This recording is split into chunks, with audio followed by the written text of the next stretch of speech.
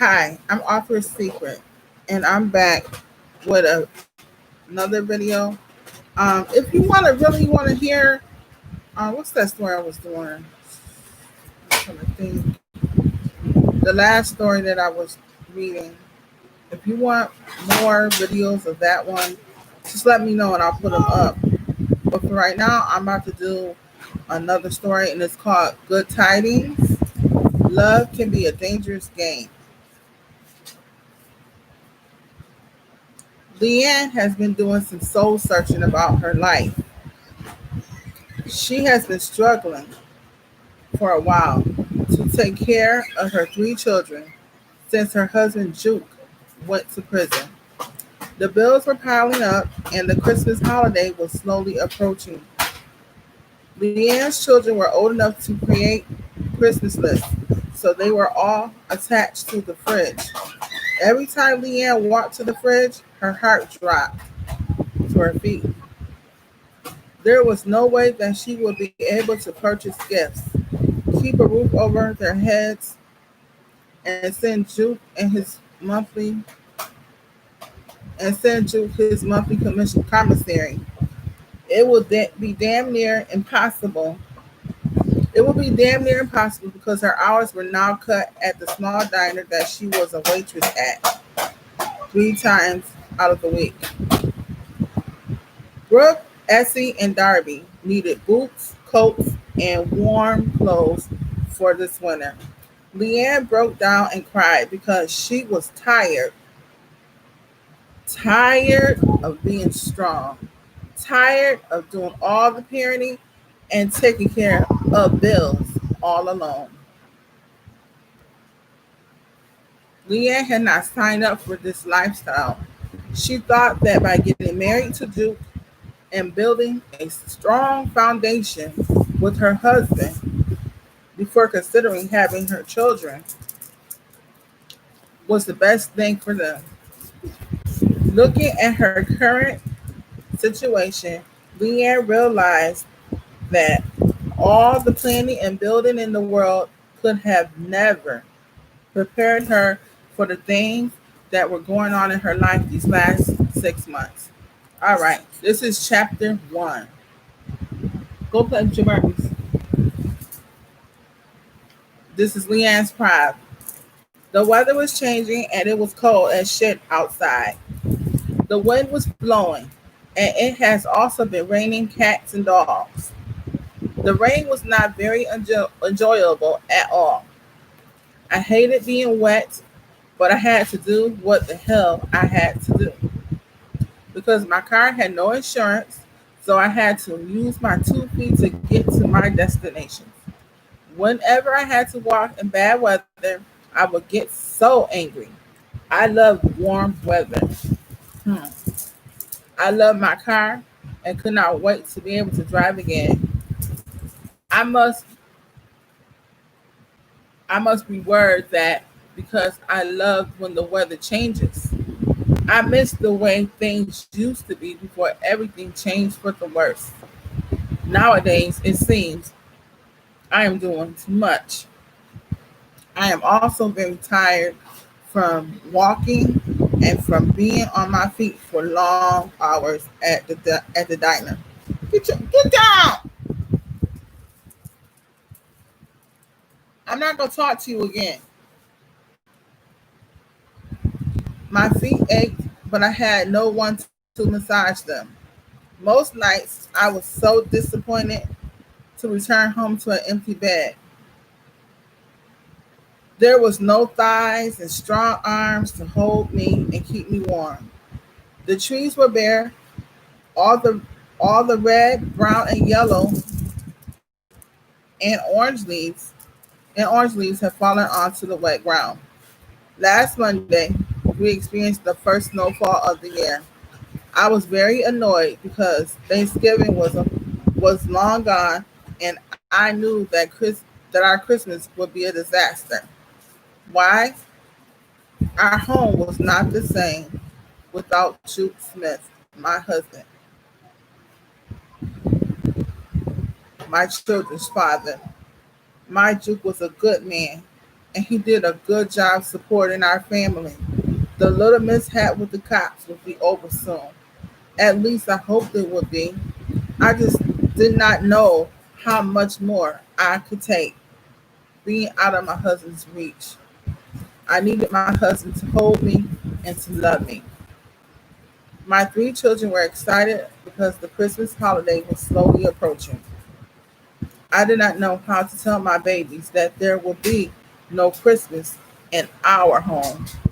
I was broke as fuck, and my husband was locked up, and there was no telling when he was coming home. I was so overwhelmed and on the verge of a nervous breakdown. My mind was completely fucked up from worrying about things that I could not change. This was my first time experiencing being the head of the household. I was not built for this shit, only because I did not have enough money. My job as a waitress was a dead end because there was not an option for moving up. Once again, my phone was off. I I could receive calls, but I could not call out. For the last 6 months, this was my reality. I was tired of living this way. I tried not to complain or cry about our situation in front of my children. I did not want to worry them. I had a lot to work out, and I prayed that we could continue to provide, that I could continue to provide us all a roof over our heads. Shit, things was going left, and it was due to the fact that I could not provide for my family the way that I knew that Juke had done in the past. I was worried. I have never been homeless before, and I did not want to start now.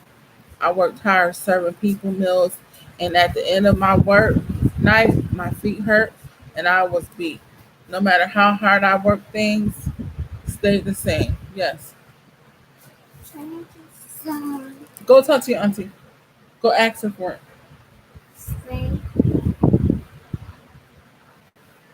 Yeah, go get it.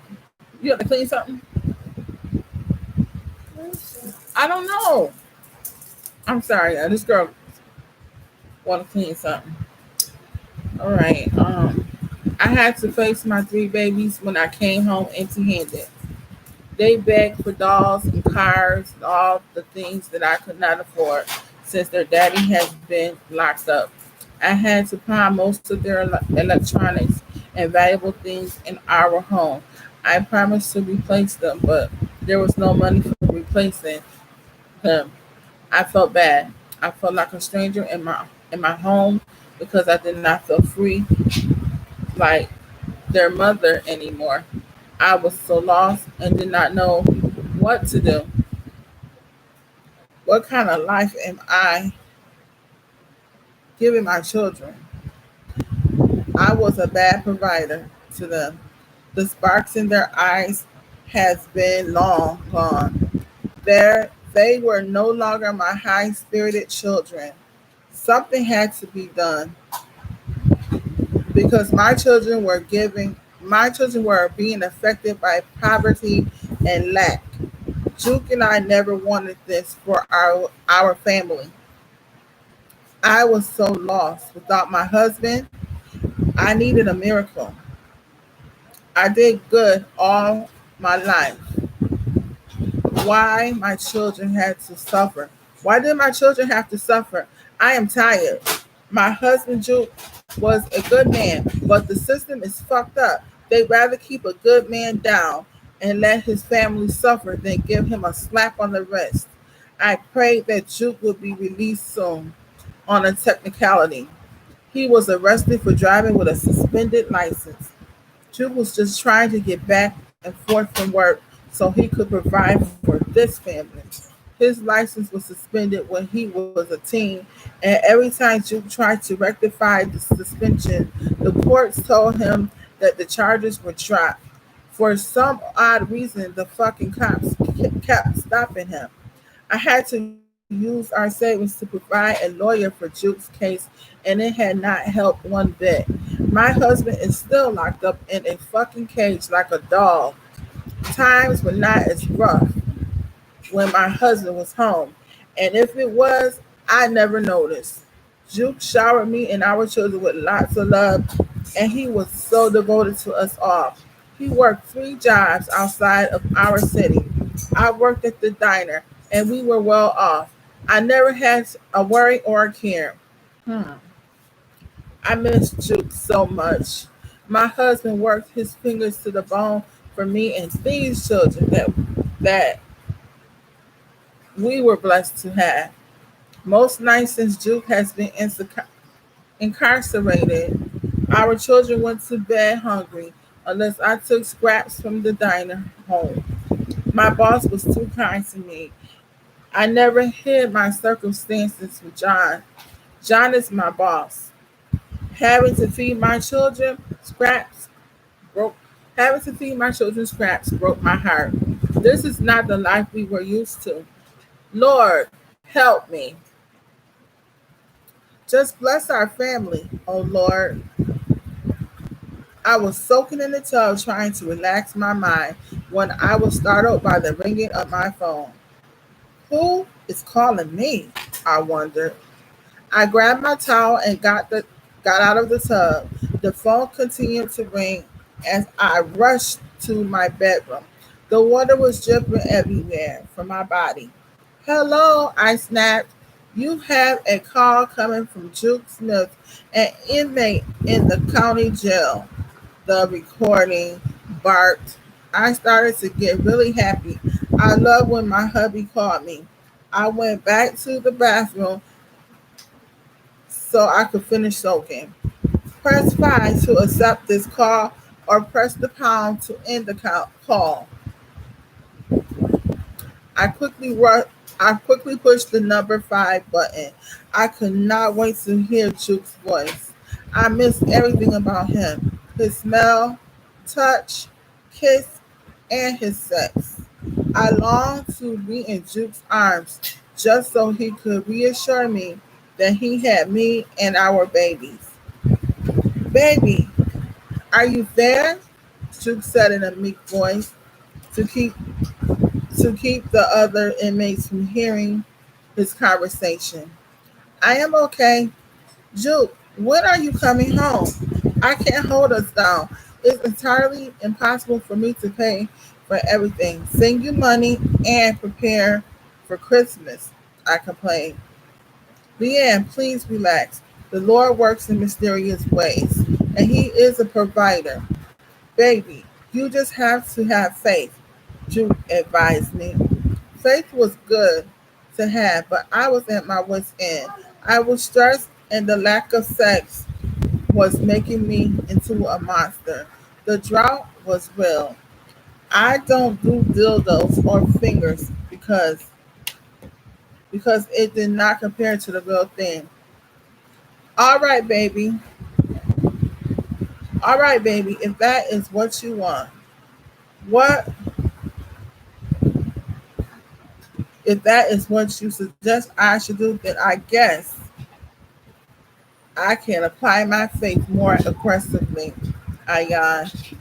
How are you really, Leanne? Please tell me the truth and don't sugarcoat shit.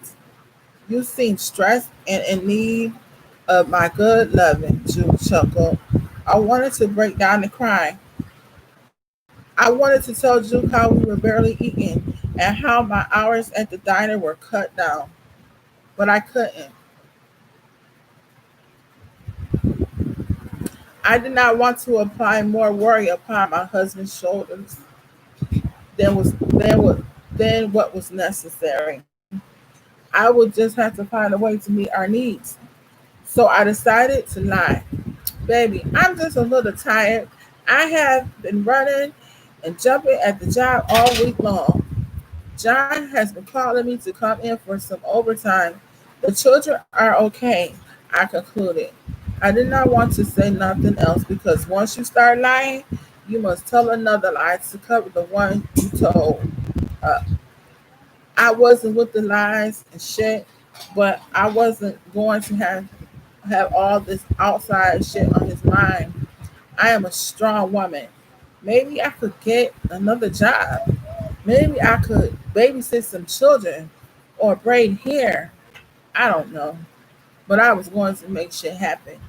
I was tired of struggling. How is that thing? Juke whispered.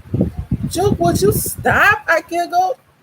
I just want to taste your pussy. Damn, I miss you so much. I wish that I could squeeze and touch your body from time to time. Leanne, have you been giving my good pussy away? Juke probed. Juke? Hell no. Why would I do some shit like that? Nigga, don't you know me better than that? I bellowed through the phone. Yeah, I do, baby. I'm giving you permission to do what you gotta do when it comes to keeping food on the table and paying all those damn bills. Don't forget that I know what is on your plate. I was the breadwinner for the family before I got locked up. I know what type of money that needs to come through them doors. I don't want nobody playing in your pussy but me. No motherfucker could ever love you as much as I will. But baby, sometimes you have to use what you got to get the bills paid, to explain. Baby, I'm not down with selling pussy. Hell no. I have never had sex outside of our marriage, but I do understand what you're trying to say. Thanks, I think, I answered. I was very confused. I loved my hubby and took our vows seriously. Okay. Get dressed up, Leanne, and go find yourself a sugar daddy. I don't want you or my children to suffer any because of lack of resources or money. Put on your big girl drawers and pretend that nigga or cracker is me, Juke said sternly. Wow, I couldn't believe that Juke was giving me permission to get a sugar daddy. I never thought the day like this would come that my husband would say something so foolish. Baby, I have to go. They are about to lock us down. I love you and will call you soon, Juke spoke swiftly.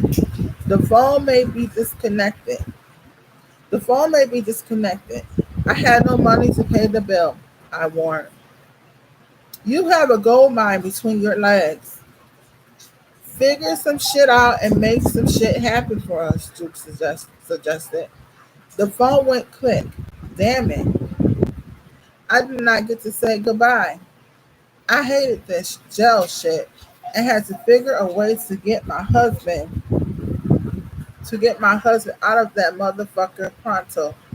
The first person that I would hit up would be Walker, the fucking attorney that I gave our family savings to. That motherfucker should have a stack of fucking money since he loved to rip folks off. I got something for that fucker, and he won't ever see it coming. Walker deserves all the pain that I got to give his ass. Deep down, I knew what I was about to do. Deep down, I knew what I was about to do was not right.